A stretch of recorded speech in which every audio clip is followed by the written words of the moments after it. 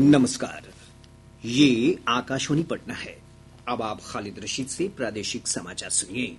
पहले मुख्य समाचार। रेल मंत्री अश्विनी वैष्णव आज बिहार के एक दिवसीय दौरे पर आ रहे हैं। श्री वैष्णव बेतिया में नवनिर्मित रेल ऊपरी पुल ROB का लोकार्पण करेंगे। परीक्षा पे चर्चा कार्यक्रम का 8वां संस्करण कल से हो रहा है शुरू। प्रधानमंत्री नरेंद्र मोदी पहली कड़ी में विद्यार्थियों से करेंगे बातचीत। उत्तराखंड में आयोजित 38वें राष्ट्रीय खेलों में बिहार ने स्वर्ण पदक जीता। लॉन बॉल महिला ट्रिपल स्पर्धा में मिला गोल्ड मेडल। और सर्द पछुआ हवा के प्रभाव के कारण राज्य के अधिकांश हिस्सों में तापमान में गिरावट। मौसम विभाग ने कहा, अगले 2 दिनों में पछुआ हवा का प्रभाव होगा कम। अब समाचार विस्तार से। रेल और सूचना तथा प्रसारण मंत्री अश्विनी वैष्णव आज बिहार का दौरा करेंगे। श्री वैष्णव इस क्रम में आज बेतिया पहुंच रहे हैं। वे बेतिया तथा कुमारबाग स्टेशन के बीच नवनिर्मित ROB का लोकार्पण करेंगे। इसका निर्माण कार्य पूरा हो जाने से बेतिया शहर के लोगों को भीषण जाम से काफी राहत मिली है। बेतिया छावनी में आयोजित विशेष समारोह में केंद्रीय कोयला राज्य मंत्री सतीश चंद्र दूबे, राज्य की मंत्री रेणु देवी, पश्चिमी चंपारण के सांसद संजय जायसवाल, वाल्मीकि नगर के सांसद सुनील कुमार सहित कई जनप्रतिनिधि और रेल अधिकारी उपस्थित रहेंगे। और ब्यौरा हमारे संवाददाता से। मंत्री अश्विनी वैष्णव गोरखपुर से बेतिया आएंगे। वे यहां अमृत भारत स्टेशन के तहत चल रहे निर्माण कार्यों की भी जानकारी प्राप्त करेंगे। केंद्रीय मंत्री विशेष ट्रेन के जरिए विंडो ट्रेलिंग के माध्यम से बेतिया से पटना तक का रेल मार्ग का निरीक्षण करेंगे। इस दौरान वे इस रेल मार्ग के सिग्नलिंग सिस्टम, रेल मार्ग की स्थिति, आर्थिक प्रगति के क्षेत्र में बेतिया पटना रेल मार्ग की संभावनाओं की स्थिति की भी जानकारी लेंगे। आगामी वित्त वर्ष के लिए बिहार में रेलवे की परियोजनाओं के लिए रिकॉर्ड 10,066 करोड़ रुपए का आवंटन किया गया है। राज्य में 98 अमृत भारत स्टेशन सहित लगभग 90,000 करोड़ की रेल परियोजनाओं पर काम चल रहा है। धर्मेंद्र कुमार राय, आकाशवाणी समाचार, बेतिया। रेल मंत्री श्री वैष्णव आज शाम पटना जंक्शन का भी दौरा करेंगे। इस दौरान वे स्टेशन पर विकास कार्यों का जायजा लेंगे। दिल्ली विधानसभा चुनाव परिणाम में भाजपा को भारी बहुमत मिला है। पार्टी ने 70 में से 48 सीटों पर जीत हासिल की है। सरकार बनाने के लिए 36 सीटों की जरूरत है। वहीं आम आदमी पार्टी को 22 सीटों पर जीत मिली है। पार्टी को पिछले विधानसभा चुनाव की तुलना में 40 सीटें कम मिली हैं। कांग्रेस समेत अन्य राजनीतिक दलों का खाता भी नहीं खुल सका। आम आदमी पार्टी के प्रमुख चेहरे अरविंद केजरीवाल, मनीष सिसोदिया, सोमनाथ भारती, सौरभ भारद्वाज, सत्येंद्र जैन और अवध ओझा को हार का सामना करना पड़ा है। निवर्तमान मुख्यमंत्री आतिशी ने जीत दर्ज की है। इस चुनाव में बिहार से जुड़े 5 प्रत्याशियों ने जीत दर्ज की है। इनमें भाजपा से दरभंगा निवासी अभय वर्मा, बक्सर निवासी पंकज कुमार सिंह और खगड़िया निवासी चंदन कुमार चौधरी शामिल हैं। आप पार्टी से मधुबनी के अनिल झा और संजीव झा ने भी सफलता प्राप्त की है।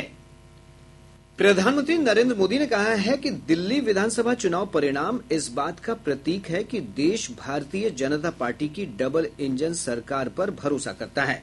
उन्होंने कहा कि दिल्ली की जनता ने यह स्पष्ट कर दिया है कि दिल्ली के असली मालिक दिल्ली के लोग हैं। प्रधानमंत्री ने कहा कि दिल्ली एक शहर मात्र नहीं है, बल्कि यह एक लघु भारत है जो एक भारत श्रेष्ठ भारत की धारणा के अनुरूप है। भारतीय जनता पार्टी के अध्यक्ष जेपी नड्डा ने कहा कि प्रधानमंत्री नरेंद्र मोदी दिल्ली वासियों के दिलों में बसते हैं।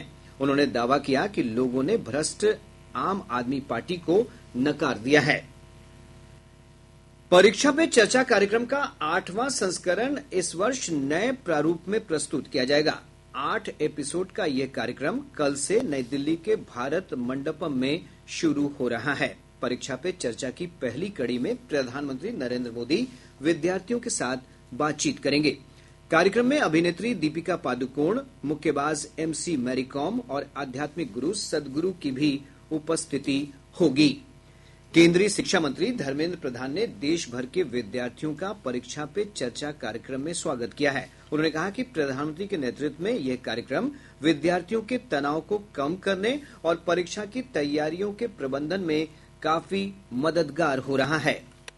नमस्कार मित्रों, मैं आप सभी को परीक्षा पे चर्चा की 8वीं संस्करण पे स्वागत करता हूं।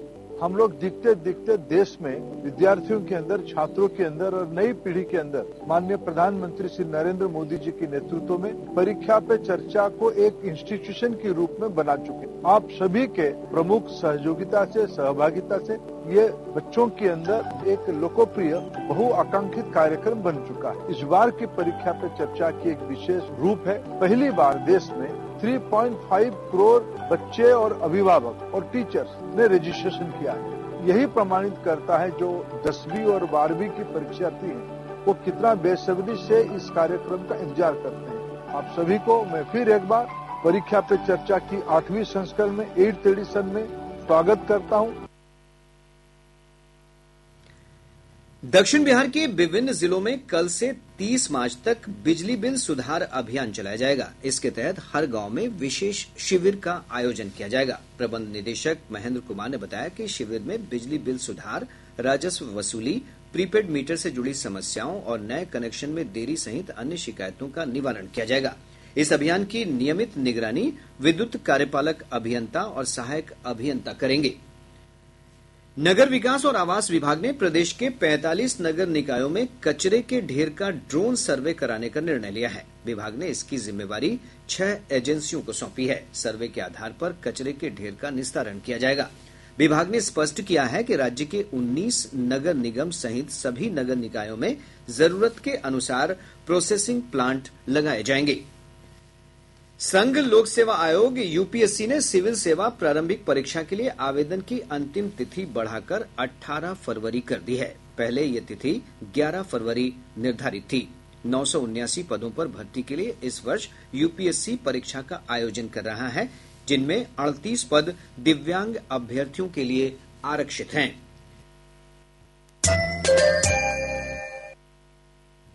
प्रादेशिक समाचार आप आकाशवाणी पटना से सुन रहे हैं। ताजा समाचारों के लिए आप हमारे एक्स हैंडल AIR_News_पटना पर जा सकते हैं। उत्तराखंड में आयोजित 38वें राष्ट्रीय खेलों में बिहार ने स्वर्ण पदक जीता है। यह मेडल लॉन बॉल महिला ट्रिपल स्पर्धा में बिहार की टीम ने जीता है। फाइनल मुकाबले में बिहार की खुशबू कुमारी, निखत खातून और पायल प्रीति की तिकड़ी ने बेहतरीन प्रदर्शन करते हुए पश्चिम बंगाल को कड़े मुकाबले में 15-14 से पराजित कर दिया। वर्ष 2000 में बिहार विभाजन के बाद से नेशनल गेम्स में बिहार को पहला स्वर्ण पदक मिला है। इधर लॉन बॉल की एकल पुरुष स्पर्धा में बिहार के चंदन कुमार को रजत पदक, जबकि लेजर रन पुरुष स्पर्धा में कांस्य पदक मिला है। वहीं निशानेबाजी में भी बिहार को मेडल की संभावना बढ़ गई है। अर्जुन पुरस्कार विजेता ओलंपियन निशानेबाज श्रेयसी सिंह ने ट्रैप स्पर्धा के क्वालिफाइंग राउंड में दूसरे चरण में प्रवेश कर लिया है। और अब खबरें महाकुंभ से।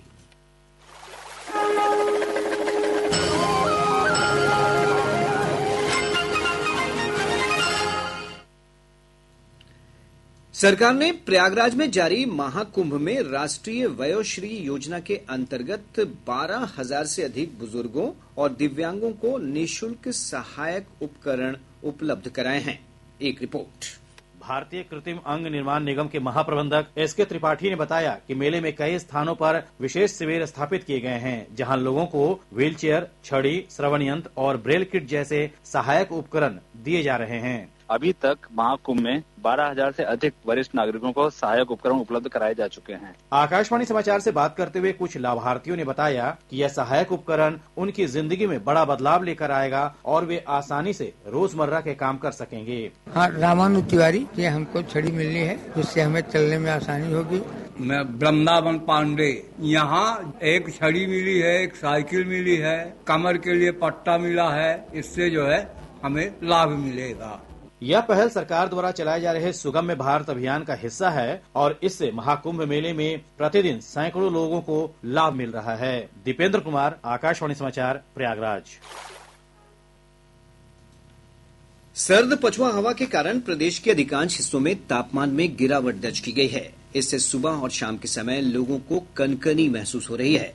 मौसम विभाग से प्राप्त जानकारी के अनुसार राज्य के 12 शहरों का न्यूनतम तापमान 10 डिग्री सेल्सियस से नीचे रिकॉर्ड किया गया। मौसम विज्ञान केंद्र पटना के वैज्ञानिक ने बताया है कि अगले 2 दिनों में प्रदेश के विभिन्न भागों में पछुआ हवा का प्रभाव कम होने की संभावना है, जिससे न्यूनतम तापमान में 2 से 3 डिग्री सेल्सियस की बढ़ोतरी होगी। एक नया पश्चिम विक्षोभ पहुंचने की संभावना है, जिससे तापमान फिर से बढ़ेगा और हवाओं की रफ्तार धीरे धीरे कम हो जाएगी। 8 से 10 फरवरी के बीच हवा की गति में गिरावट देखी जाएगी। 10 फरवरी के बाद सतही और नीचे के स्तर की हवाएं फिर से तेज हो सकती है और महीने के मध्य तक प्रभावी रहेगी। यह बदलाव आने वाली मौसमी बदलाव का संकेत भी देता है। इधर पिछले 24 घंटों के दौरान 6 डिग्री सेल्सियस न्यूनतम तापमान के साथ बांका राज्य का सबसे ठंडा स्थान रहा। राजधानी पटना का न्यूनतम तापमान 12.5 डिग्री सेल्सियस रिकॉर्ड किया गया। फाइलेरिया मुक्त बिहार बनाने के लिए कल से प्रदेश के 24 जिलों में फाइलेरिया की दवा खिलाई जाएगी। स्वास्थ्य विभाग के अपर निदेशक डॉक्टर YM पाठक ने बताया कि इस अभियान में कई विभाग और विभिन्न गैर सरकारी संगठन सहयोग करेंगे। अभियान के अंतर्गत लाभार्थियों को 2 दवाएं अल्बेंडाजोल और DEC खिलाई जाएगी। प्रदेश में फोटो युक्त मतदाता सूची में 90 वर्ष और उससे अधिक उम्र के मतदाताओं के सत्यापन के लिए आज से विशेष अभियान चलाया जाएगा। राज्य के मुख्य निर्वाचन पदाधिकारी HR श्रीनिवास ने बताया कि यह अभियान सुबह 10 बजे से शाम 4 बजे तक चलाया जाएगा। इस दौरान सभी मतदान केंद्र स्तरीय पदाधिकारी BLO अपने अपने मतदान केंद्र के क्षेत्र में भ्रमण कर 90 वर्ष से अधिक आयु के मतदाताओं का ऑनलाइन सत्यापन कर फोटो अपलोड करेंगे।